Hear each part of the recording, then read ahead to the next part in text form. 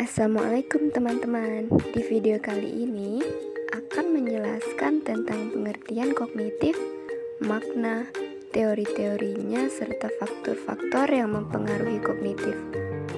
Yuk tonton sama-sama. Kognitif adalah suatu proses berpikir, yaitu kemampuan individu untuk menghubungkan, menilai, dan mempertimbangkan suatu kejadian atau peristiwa. Kemampuan kognitif ini berkembang secara bertahap, sejalan dengan perkembangan fisik dan syaraf-syaraf yang berada di pusat susunan syaraf. Kognitif adalah proses yang terjadi secara internal di dalam otak pada waktu manusia sedang berpikir atau proses pengolahan informasi.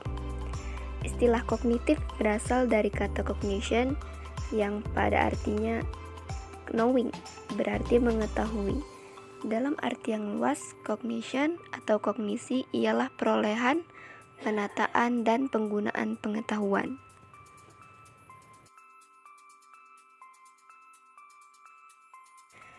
Perkembangan kognitif anak usia dini adalah sesuatu yang merujuk pada perubahan-perubahan pada proses berpikir sepanjang siklus kehidupan anak sejak konsepsi hingga usia 8 tahun. Adapun proses kognisi meliputi berbagai aspek seperti persepsi, ingatan, pikiran, simbol, penalaran, dan pemecahan masalah. Biasa menjelaskan beberapa pentingnya pengembangan kognitif bagi anak, yaitu 1. Agar anak mampu mengembangkan daya persepsinya berdasarkan apa yang dilihat, didengar, dan dirasakan. Yang kedua, agar anak mampu melatih ingatannya terhadap semua peristiwa dan kejadian yang pernah dialaminya.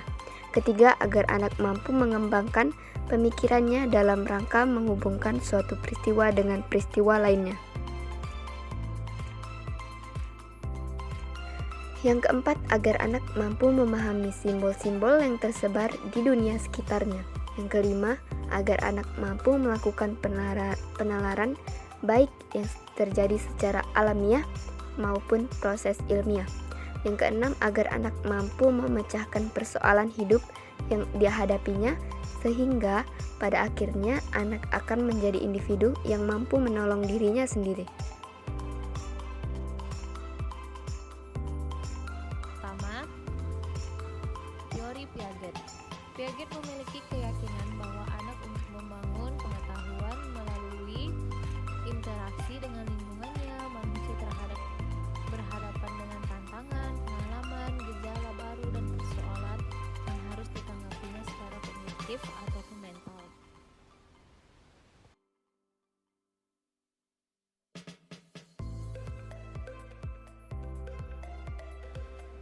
Dan selanjutnya ada 4 tahap perkembangan kognitif, yaitu yang pertama sensor motor 0 sampai 2 tahun, yang kedua pra-operasional 3 sampai 6 tahun, yang ketiga operasional jahe rasional konkret 7 sampai 11 tahun, dan yang keempat operasional formal 11 tahun ke atas.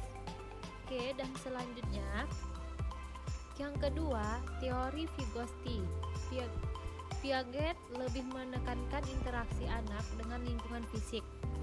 Sedikit berbeda dengan Piaget, Vygotsky beranggapan bahwa anak mengkonstruk pengetahuannya dalam sebuah konteks sosial.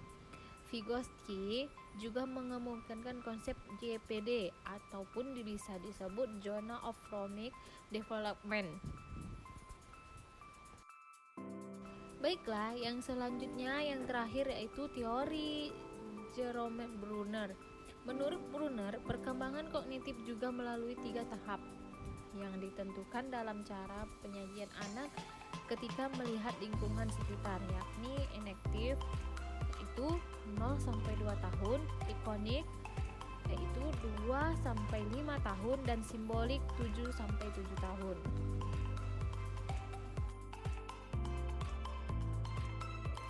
Yang pertama, faktor hereditas atau keturunan. Seorang ahli filsafat Schopenhauer berpendapat bahwa manusia lahir sudah membawa potensi-potensi tertentu yang tidak dapat dipengaruhi oleh lingkungan. 2. Faktor lingkungan. Ki Hajar Dewantoro berpendapat dengan menyebutkan bahwa seseorang dibentuk oleh perpaduan dari dasar dan ajar. Artinya, seorang anak yang sudah memiliki dasar potensi bawaan akan menjadi siapa dan seperti apakah dia juga dipengaruhi oleh faktor eksternal berupa ajar atau pengajaran yang diperolehnya dari lingkungan. 3. Faktor kematangan. Tiap organ, fisik maupun psikis, dapat dikatakan matang jika telah mencapai kesanggupan menjalankan fungsinya masing-masing. 4. Faktor pembentukan. Pembentukan ialah segala keadaan di luar diri seseorang yang memengaruhi perkembangan inteligensi. Pembentukan dibedakan menjadi pembentukan sengaja atau sekolah formal dan pembentukan tidak sengaja atau pengaruh alam sekitar. 5. Faktor minat dan bakat. Minat mengarahkan perbuatan kepada suatu tujuan dan merupakan dorongan untuk berbuat lebih giat dan lebih baik lagi. Adapun bakat diartikan sebagai kemampuan bawaan, sebagai potensi yang masih perlu dikembangkan dan dilatih agar dapat terwujud. 6. Faktor kebebasan. Kebebasan yaitu keleluasaan manusia untuk berpikir divergen atau menyebar, yang berarti bahwa manusia memilih metode-metode tertentu dalam menyelesaikan masalah-masalah.